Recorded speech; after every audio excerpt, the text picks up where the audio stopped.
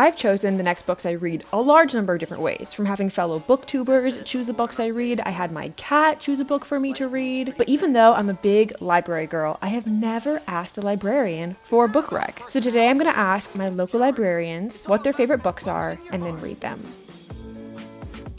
Okay, I'm at the library. I'm so nervous. I know that I shouldn't be. It's like such a normal thing to be like, what's your favorite book? But it feels so awkward. Anyway, I've spotted a librarian that looks nice, so I'm gonna go ask her what her favorite book is. Hello, very random question. Do you have a favorite book? So I'm reading one now that I super love, Destination Unknown. Ooh, okay.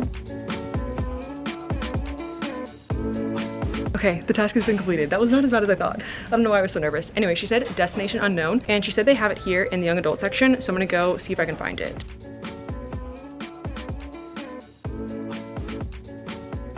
I just got back from the library and I got 2 different book recs from 2 different librarians. I was so nervous when I asked the first librarian, so I got like the worst video and audio known to man, but she was so sweet. I had no reason to be nervous. And as you guys saw, she recommended me Destination Unknown, and she said they had it available in the young adult section. So I went over to the young adult section to find it, and I could not find it anywhere. So there was a librarian working in the young adult section, and I asked her if she could help me find this book. And then she also gave me a book rec of a book that she loves. She just said it like unprompted without me even asking, so I like didn't have my camera ready and I wasn't filming. But she recommended 1,000 Steps Into Night, and this one is also young adult. So we've got 2 young adult books to start off this video. I generally love young adult books, so I feel like I'll really like both of these. This first one, Destination Unknown, it's historical fiction. It takes place in the 1980s in New York City, and it follows Micah and CJ, who are both gay and might have a romance going on, because it says that Micah is attracted to and afraid of someone who travels so loudly and profoundly through the night. And then I also think it deals with the AIDS epidemic that is going on during the 80s. It says, as their lives become more and more entangled in the AIDS epidemic that's laying waste to their community and the AIDS activism that will ultimately bring a strong voice to their demands, whatever Micah and CJ have between them will be tested, stretched, and strained. This book, all I know from what the librarian told me, is that the main character turns into a demon and it's fantasy, and that already sounds like really interesting. It says that this book takes place in a realm where there are gods, monsters, and humans who exist side by side, and our main character, who's an innkeeper's daughter, is cursed and begins transforming into a demon. And then she embarks on a quest to reverse the curse and return to her normal life. And then it says at the bottom that this book is a Japanese influenced fantasy brimming with demons, adventure, and plans gone awry. I think I'm gonna start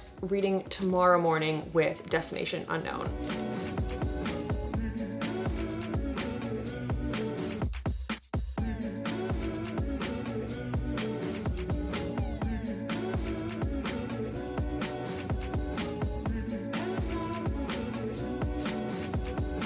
Our 2 main characters are Micah and CJ, and I really like Micah. Micah, I feel like so protective of him. He is out to some people in his life, but not his parents, and not out to everybody. He feels like a very innocent character, very shy. Like I said, we're in the middle of the AIDS epidemic, and he is very scared of any risk of catching AIDS, so he's just very, very careful and understandably very anxious about that. And then we have CJ, who in a lot of ways is very, very opposite of Micah. CJ is loud, he's bold, he's confident, he's very open about being gay. One thing that I'm very unsure what to make of his character is that he lies a lot. They're not like malicious lies. He seems to kind of just like make up things about his life, plays different parts, puts on different identities for different people. I feel like it's probably a defense mechanism, but I also don't want him to hurt Micah in any way. Now I think I'm gonna go sit at the library and read. It feels very on brand to do a lot of reading at the library in this video,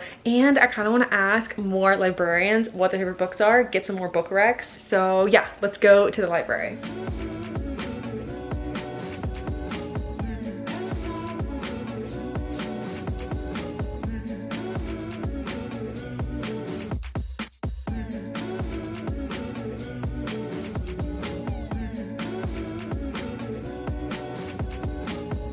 Then I decided to ask more librarians for book recs. I talked to the nicest guy. He was so friendly and he gave me a great book recommendation. I'm making a video where I like ask strangers their favorite books. Can I ask what your favorite book is? Depends on the moment of the day. Yeah, it's hard. Or like one you've recently read that you liked. It's the classic Dude. That's the first thing I'm thinking of. That's a good one. I've been debating reading And to me, there's only 3 books in the trilogy, there's not 6. There's a really cute librarian on the other side of the shelf, so I'm gonna ask him what his favorite book is. Excuse me, I was wondering if you have a favorite book?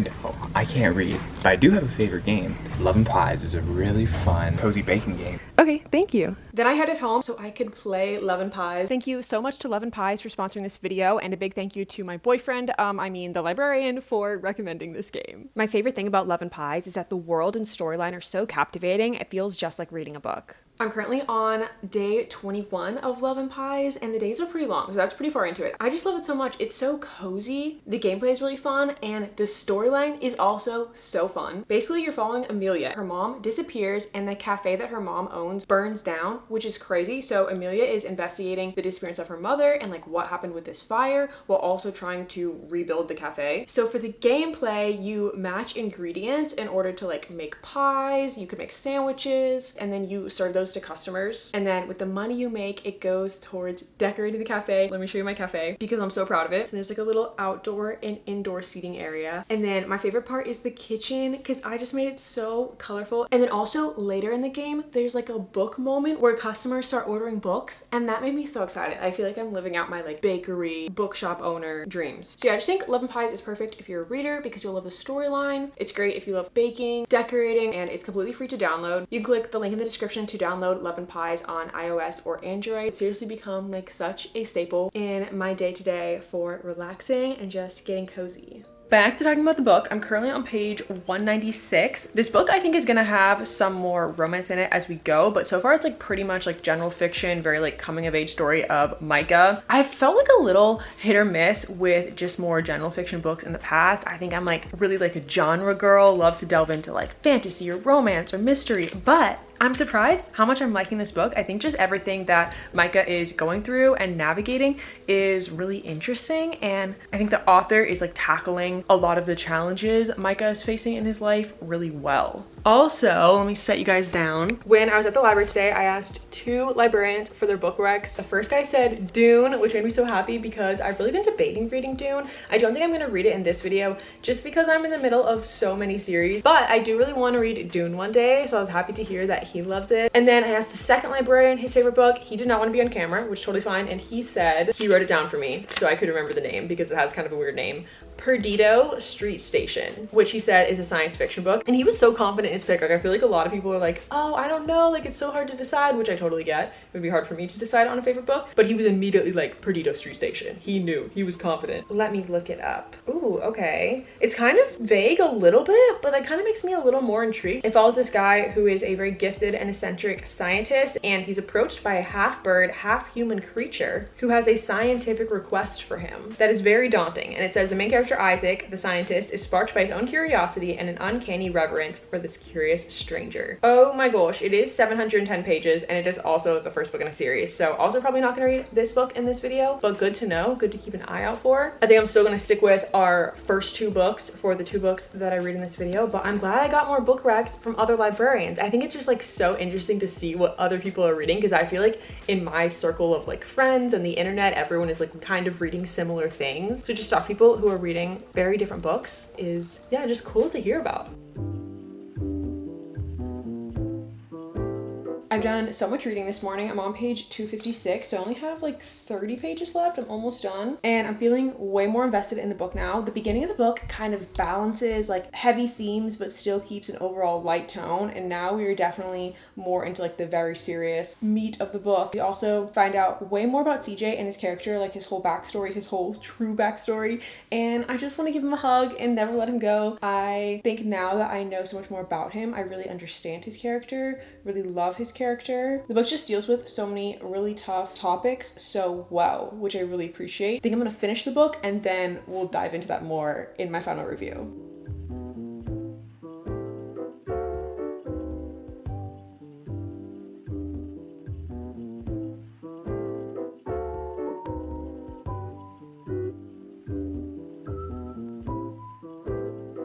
I just finished the book and I also read the author's note. I did not expect the author's note of all parts of the book to be the part that made me tear up. I want to read you this little paragraph in the author's note. The author's talking about what it was like for him to come of age in the early days of AIDS. And he says, I equated sex with death. I felt that I wasn't worthy of living and that no one really cared at all if people like me died. 35 years later, I'm still here. The guilt I feel about being spared HIV is too painful, so I tried to avoid that line of thinking. I wrote this book so that people could experience what I experienced in that time and place. I just loved the breadth of topics that the author covers, how hard it is to come out, and then also once you're out, how hard it is to be out, all of the prejudice and discrimination and hate. And then this is like the height of the AIDS epidemic and just how much misinformation they had, little information they had. And again, just like all the hate towards anyone with AIDS or remotely like associated with AIDS in any way. And just how horrible of a disease it is. And then Micah and CJ, our two main characters, are literally teenagers and how much they're going through as teenagers. Like one thing that always made me kind of sick to my stomach with CJ is he was so young and he had so many relationships with older men and just how harmful that can be. Just thinking about this challenge of having a librarian recommend me a book. It's so cool that this is a book I would have probably never picked up on my own. Yeah, I'm just glad that I was recommended it. I think I'm gonna say 4 stars overall for my rating just because it did take me a little bit to get into the book and some parts of the book moved a little slower for me, but overall I really liked it and I would definitely recommend it to everyone, especially if you're really interested in any of these topics. Okay. Moving on to book 2. It feels weird to move on to a new book out because this one was just like not all sad, but definitely heavier. So I gotta like clear my head for book 2. Our next book, 1,000 Steps Into Night. I'm excited for this book because it's fantasy and young adult, which is definitely my comfort zone, but also a little nervous because it's still out of my comfort zone in so many ways. And I'm actually going on a little weekend trip. I'm going to a lake house with some friends. So I'm gonna bring this book with me and start it there. Okay, I'm gonna go pack and I will see you guys probably on Monday when I get back from my weekend trip. I did such little reading. I only read 11 pages over the weekend, but I did do some reading this morning and read to page 70. There's a demon prince in the book who I'm pretty sure is supposed to be the villain. Like he is definitely being set up as a villain, but the romance girly in me is like, do we have enemies to lovers? I don't think so, but I hope so. But yeah, overall thoughts on the book so far. The book is quite different from fantasy I would traditionally read, which I feel a little bit mixed on. On the one hand, it's like quite cool to read something where I really have like no idea where the plot is going. I feel like I've read enough fantasy and romance and romantasy where I can like kind of guess like the traditional like plot arc the book is gonna follow. This one is so different, so I'm like, I have no idea what's gonna happen next. Basically, our main character is turned into a demon. It's very like adventure vibes, where she's like having to like go to different places and she's like meeting different people and different like beings. Like there's like spirits, demons, humans, monsters, gods, but there are also just like so many names of people and places. I would say I'd rather be more engrossed in the story than constantly like trying to keep track of all the different parts and characters in my head.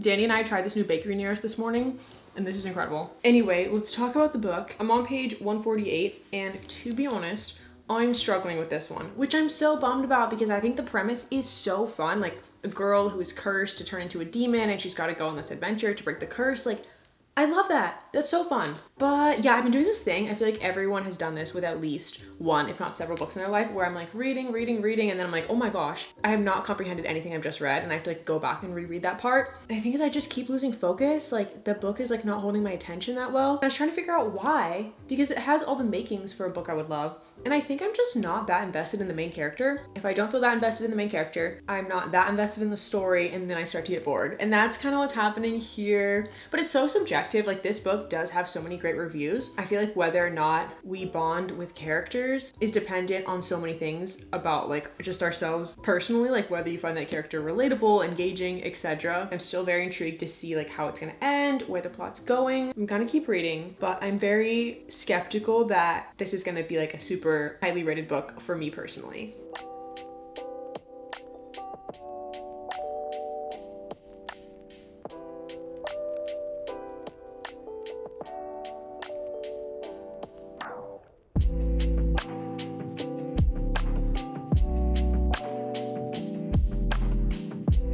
I have officially decided to DNF 1,000 Steps Into Night. I got fairly far. I got to page like 200 something, but I don't know, could not focus on reading it. Just didn't feel that invested. But I did finish reading the like plot of the book. There was like a chapter breakdown on this like Spark Notes kind of website. And so I'm glad I got to like finish the plot and like see how it ended. For my rating, I think I'm gonna say 2.75 stars, or probably round it up to 3 stars on Goodreads. I think the like epic adventure of the fantasy was really fun. There were so many other fun elements like demons and spirits and a curse, but ultimately there was just like way too many characters for me. I feel like my brain felt so scatterbrained reading this book. Now it's time to answer the question, do librarians have superior book taste? Yes? No? I don't know. I think my conclusion after reading 2 random strangers' book recommendations is that book taste is so subjective. I think both of these books are objectively good books, but one resonated with me and one didn't. Yeah, this was like a fun experiment just to see what other people are reading, what I like, what other people are reading. And I used to go to the library all the time, kind of want to start going more now after this video. Maybe it'll inspire me to become more friendly with all my local librarians. Anyway, I will see you guys in my next video. Bye!